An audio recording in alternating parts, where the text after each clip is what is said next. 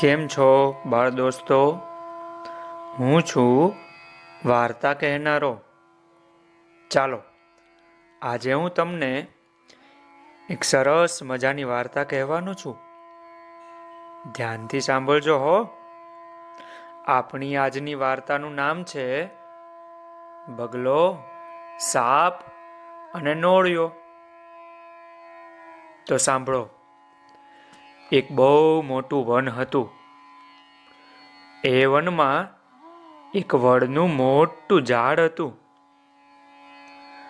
આ વડના ઝાડ ઉપર ઘણા બધા બગલાઓ રહેતા હતા. વળી વડના એ મોટા ઝાડની એ બખોલમાં એક કાળો સાપ પણ રહેતો હતો. હવે એ સાપ રોજ પેલા બગલાઓના નાના નાના બચ્ચાઓને ખાઈ જતો અને એમ કરીને પોતાનું પેટ ભરતો. આમ આ સાપ રોજ એક પછી એક બગલાઓના બચ્ચાઓને ખાઈ જતો. એવામાં એક બગલાના બચ્ચાને એ કાળો સાપ ખાઈ ગયો એટલે પેલો બગલો તો બિચારો માંડો રડવા. રડતો જાય ને ડૂસકા ભરતો જાય, રડતો જાય ને ડૂસકા ભરતો જાય, રડતો જાય ને ડૂસકા ભરતો જાય. પછી તો સરોવરના કિનારા પર ઊભા રહીને આંખોમાંથી આંસુ સારવા લાગ્યો અને નીચું મોઢું કરીને ઊભો રહી ગયો.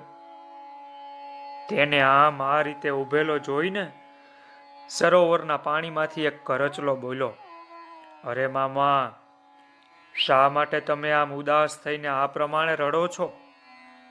બગલાએ રડતા રડતા કહ્યું, ભાઈ, શું કરું? પેલા અમારા વડના ઝાડની બખોલમાં મોટો કાળો સાપ રહે છે ને, એણે મારા નાના નાના બાળકોને ખાઈ લીધા છે. એ માટે હું અહીં સરોવરના કિનારે રડું છું અને આંસુડા સારું છું અને એમ દુખી થઈને રડું છું. તારી પાસે સાપનો કોઈ ઉપાય હોય તો હવે કે મને. આ સાંભળીને કરચલો વિચાર કરવા લાગ્યો. આ બગલો તો અમારો રોજનો દુશ્મન છે. સરોવરના પાણીમાંથી આ બગલાઓ જ અમને ખાઈ જાય છે ને, માટે આજે હવે એને સારો ને સાચો ખોટો ઉપદેશ આપું કે જેનાથી બધા જ બગલાઓ નાશ પામે અને બધા બગલાઓ મરી જાય. આવું વિચારીને તે ચતુરાઈ પૂર્વક બોલ્યો, હો, અરે મામા, જો એમ છે તો નોળિયાના દરથી માંડીને સાપની બખોલ સુધી તું માછલાના માંસના ટુકડાઓ નાખી દે, જેથી કરીને નોળિયો એ માર્ગે જઈને એ દુષ્ટ સાપનો નાશ કરી નાખશે.